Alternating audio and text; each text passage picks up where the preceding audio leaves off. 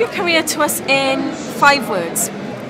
Exciting, entertaining, lengthy, and it's more than 5 words, but it's something that's kept my interest and amusement for the last 40 plus years. Worth the extra words, I'd say. Okay, thank you. So, what's been your best moment of this year or of your career? There are lots of good moments. Good moments are when you have an incident happen in front of you, you deal with it, and everybody comes out smiling with no damage. You get the funny incidents where you have a car you think is going to really stuff it, everybody runs for cover, you look round and the track's clear and everybody's disappeared off. You know, it's a case of watching what's going on the circuit, reacting, but not reacting too quickly. So, what started your passion to become a marshal? I've always been a petrol head. Fast cars, fast motorbikes, hence the arm. When I was young, I'd got the enthusiasm and the skill to drive, but I hadn't got the money. So marshalling was the next best thing, and it enabled me to get close to the action without spending an awful lot of money. And I just got hooked on it. Speaking of marshalling, take us through what you would do at a typical race. Okay. Depends on where you're marshalling, but if we take a circuit marshal, which is the one that everybody sees dressed in the orange overalls, arrive nice and early, sign on, out to the post, be allocated your duty. It could be for fire marshalling, it could be for flag marshalling, but working as a team, making sure that that part of the circuit is safe, that any incidents that happen are dealt with quickly and efficiently, and that racing can continue and hopefully nobody gets hurt. Brilliant. And does that include a need to be fit or? Well, take one look at me. Reasonably fit. As long as you can run a few yards, carry a fire extinguisher and then use it at the other end, that's all that matters. We train everybody. You come in as a novice, we have a grading scheme, we have a full training scheme run with the Motorsports Association. So all we need are enthusiasm and a little bit of fitness, and then we will provide the rest. Pleasure. We couldn't do what we love doing without marshals. They are the lifeblood of motorsport, and on the whole they are absolutely fantastic. I've had a few incidences in my time, particularly when I was in Ginettas, and they're absolutely fantastic. They come and sort you out, sort the car out, move it off the track as quickly as possible so that you can get back racing, and we just absolutely couldn't do it without it. They're absolutely brilliant. This is an ever-growing part of racing is female driving. How do you cope in an industry which is so dominated by men, or has been considered to be dominated by men? Well, the thing is, motorsport is one of the areas that women can compete with men on a level playing field. There's no special requirements, or you can just go out there. And I think if you want to be a woman doing motorsport, you just have to give as good as you get. And when I'm in a racing car, I'm just another driver. I'm not a woman and they're not men, it's just another driver, and that's the way you have to view it. And you don't expect any special treatment, and therefore you have to earn the respect. And there are still a lot of men out there that don't think women should be in motorsport, and you just have to ignore them and get on with it because you're enjoying it and you want to do it. Brilliant. Well, what do you think is the female participation in motorsports as a whole? I think it's really important because it is a level playing field. It is really important, and obviously the British Women Racing Drivers Club is really key to that. It's promoting women in motorsport. It's helping them. People who've got questions, there's always somebody else you can go and ask, and it's just a great way of helping and supporting each other. And our membership's growing every single year, so there are obviously more and more women out there, and more successful women out there. I mean, this year several of our members won championships, so it's clearly really a great thing to do for women, and we're getting out there at the moment.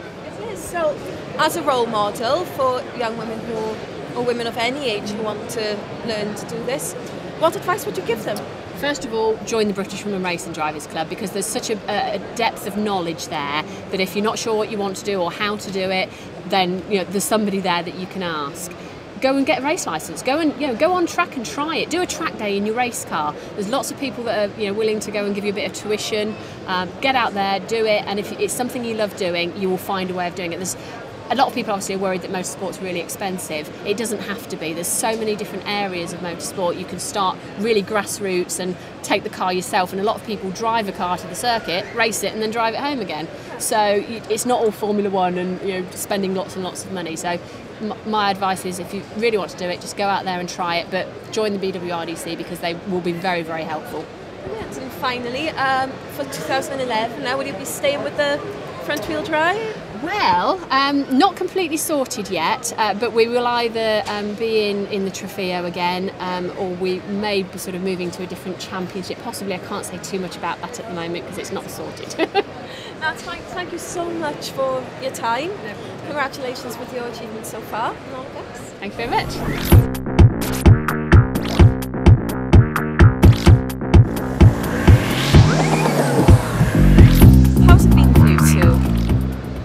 Very good.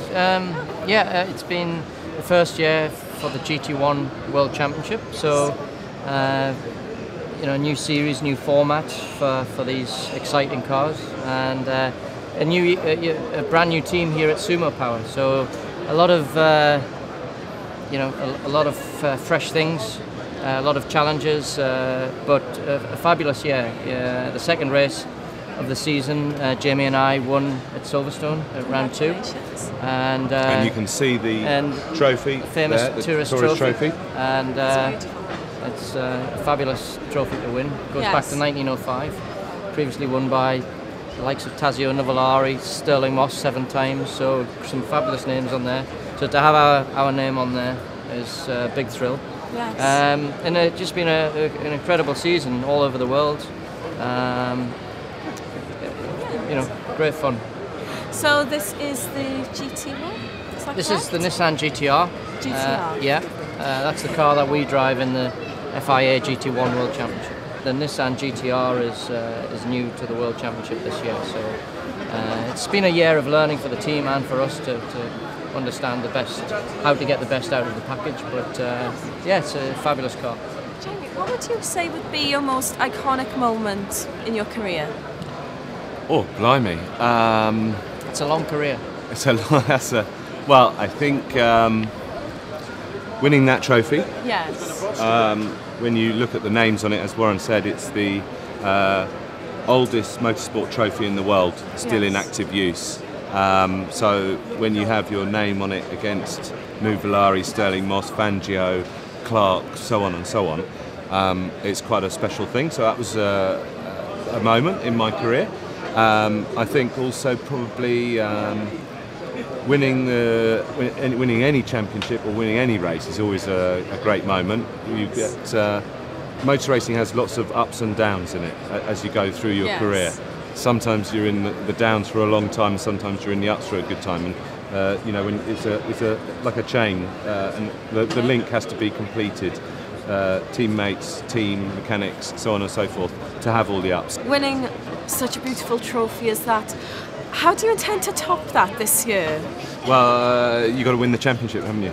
Yes. That tops it by far. So, this year was the first year as a world championship.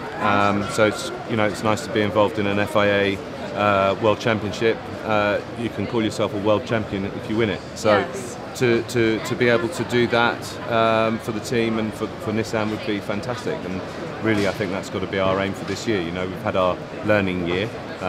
Everyone was new to the GTR because it's the first time it's competed in the championship. Yes. And it was a brand new team, Sumo Power. So to go one step better, win a race, win a championship would be a great feeling.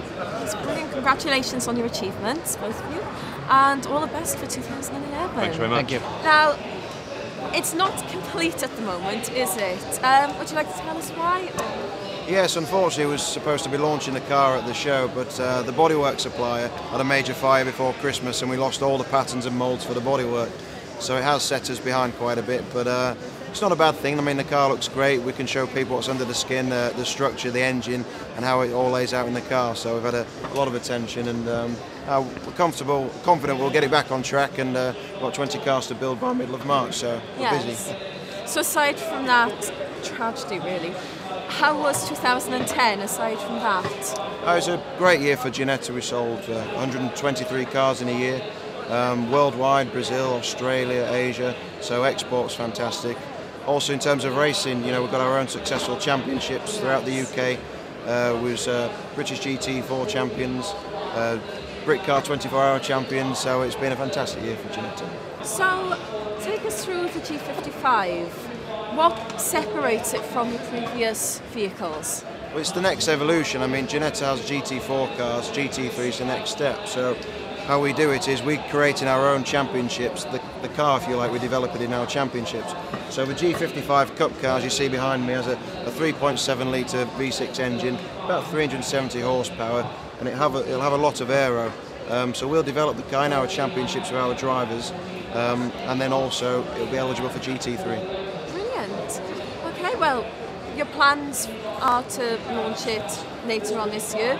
Do you have any other projects on the go at the moment that you are planning on starting in 2011? Yes, we have the successful G40 car, which will be launched as a road car throughout the year, so that's under development, very close to being finished.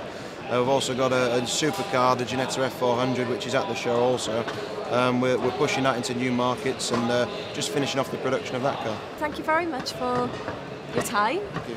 And all the best for the future. Thank you very much. All right.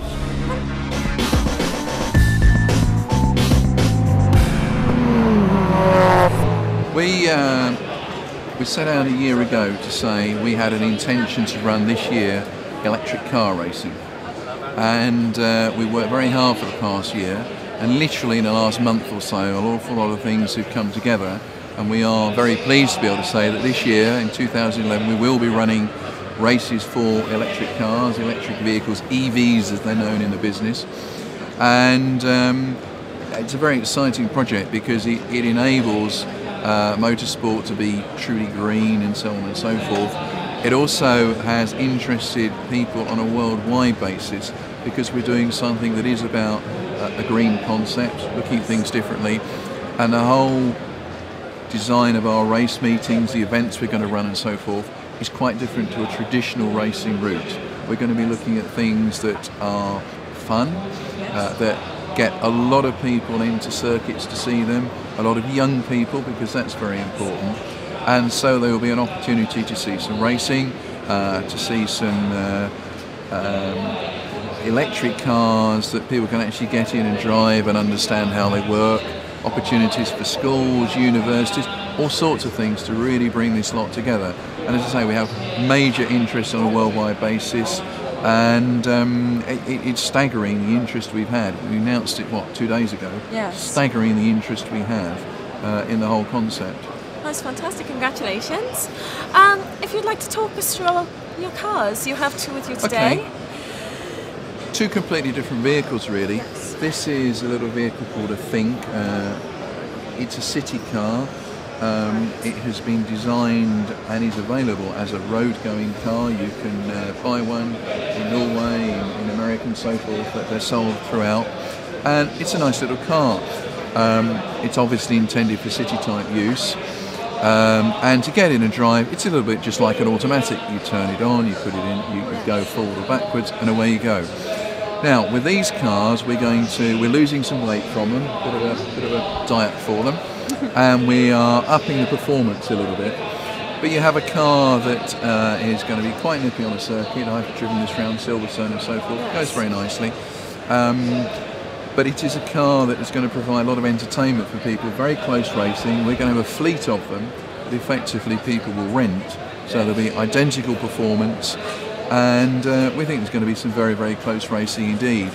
And they are a vehicle people can go out and buy. They're a proper vehicle, even got plastic panelling and so forth. So they are a very cleverly designed car to be practical for road use, great fun for racing, and I think we're all going to have fun with them. Yes. Now, the other car we have here is slightly more of a concept vehicle, some fine detail work to be finished. Yes. This is called an iRacer. Now, this is based on a sort of traditional chassis in racing, but with two motors in this, two electric motors, one driving each wheel, an electronic differential to make that work. So it has a lot more power. It's about 260 bhp.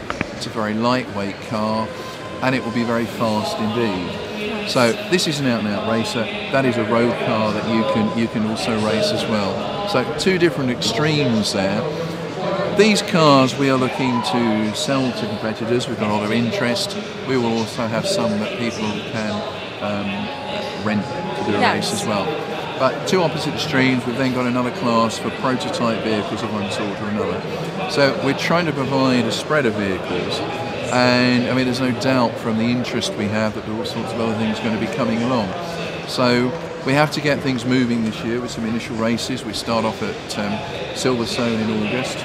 We're at Brands, we're at Rockingham, we're at Snetterton. We've got some race dates planned for Spain and Portugal, and also for America. And we have all sorts of interest for the future of street races and all sorts of other things, because people recognise the beauty of the electric vehicle. Cities are looking at going green in terms of having charge points for electric vehicles, etc., etc. And you know, they see tremendous potential in all this. And at the end of the day, whether you jump in a car and it's petrol or diesel or steam or electric or whatever power, actually you get in a vehicle on a racetrack, other vehicles the same, it's going to be great racing. Yes. And you know, we want to package it up in a way that's entertaining for everyone, but also is educational, showing the green flag, etc., etc. And we think it's not just about some simple racing, it's about motorsport in general, embracing new opportunities to go forward and present something completely different. That's brilliant. Well, thank you very much. All the best for 2011 for your first race. Any idea when you expect that one to be? Or first race is due to be August 6th, and we look forward to putting in one of the cars before too long. Definitely. All right. Well, thank you very much. It was a pleasure and honour. Well, with so many cars and so little time, I'm afraid that's all of our selected highlights for Overdrive today. Well, I shall see you next time. Ta-da!